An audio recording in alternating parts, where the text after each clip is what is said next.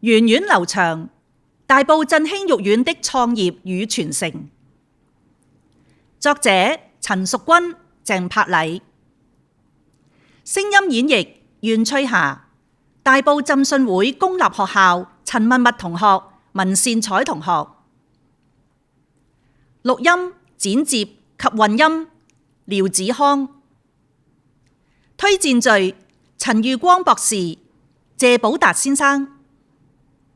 另家作者鄭柏禮及振興掌舵人陳岳成現身說法。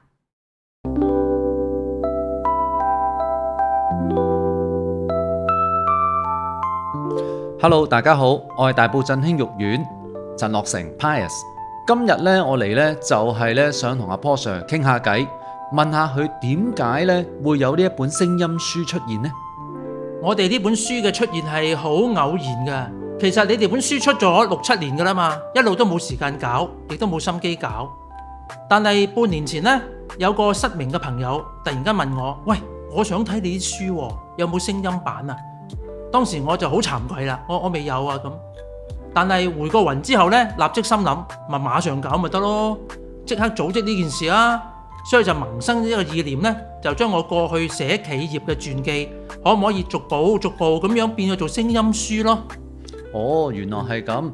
咁我呢本源遠流長係咪你嘅第一本聲音書呢？冇錯。而點解以你哋為第一本呢？係有原因嘅。當然啦，要搞本聲音書有幾個重要角色要出現啦。譬如主講者，我立即揾咗我嘅老友袁翠霞，佢係長期幾十年嚟都係做電台廣播同監製嘅。佢一應承，我已經打咗強心針。第二呢，我又無意中撞到我哋嘅錄音同混音師阿 Tim， 喺偶然機會識咗佢呢。原來佢係一個失明人士，又識錄音喎，好叻添。我問佢有冇興趣做啊？佢話有。咦，咁啊第二個搞掂。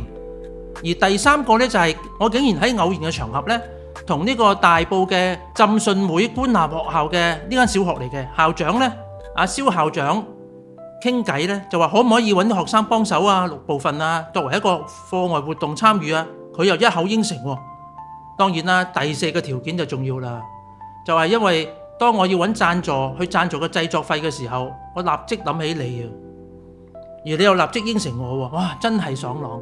成件事咪組織起來，喺1個月之後咪做咯。所以呢本聲音書嘅誕生係感謝晒頭先剛才4部分嘅人馬幫手嘅，亦都好感謝振興能夠將呢本書攞出嚟公諸同好，大家一齊去享受一個聲音環境。哇！你千祈唔好咁講啊，Paul Sir，我覺得你呢個搞作呢係非常之有意義，可以俾多啲唔同嘅人呢去接觸到呢本書。有陣時其實除咗失明人士呢，用聲音書之外，其實好多外國嘅書籍呢，佢本身出實體書嘅時候呢，都會有聲音版，等人哋喺揸車啊、返工啊、返學啊嘅時候呢，都可以一度聽一度行，係好方便㗎。而且你呢個組合，哇，真係粒粒皆星啊！有蕭校長啊，有袁小姐啊，又有阿 Tim 啊，本書又係你寫，我覺得真係好完美啊！呢件事，你又啟發咗我啦。咁大家打邊爐嘅時候聽住呢本書咪得咯，唔使睇噶嘛，係咪啊？一邊打邊爐一邊聽聲音書，幾好嘅建議喎。哇，正喎！如果一度食埋振興丸咪仲好。係啊。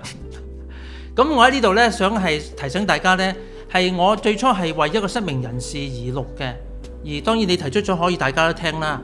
而我係想提醒大家呢，我都係失明人士，即係話作者之一係失明啦，錄音混音嘅係失明啦，而聽眾裏邊好多都失明嘅。我哋為呢件事做個紀念。好啊，Paul Sir，我突然間有一樣嘢呢，諗起啊，我想問下，我呢本企業嘅傳記呢，係咪你失明之後嘅第一本企業傳記？經過專家嘅查證呢，係嘅。好嘢！哇，正啊，好多第一啊！呢本書係啊，真係好好啊！好啊，好啊，非常好。咁就希望各位讀者捧場啊，大家互相傳出去都得㗎。我哋唔需要保留版權嘅，你聽咗之後向人傳播多啲，建立多啲正能量，從振興身上學到嘢。多謝晒 Pius， 多謝 Paul Sir， 多謝大家。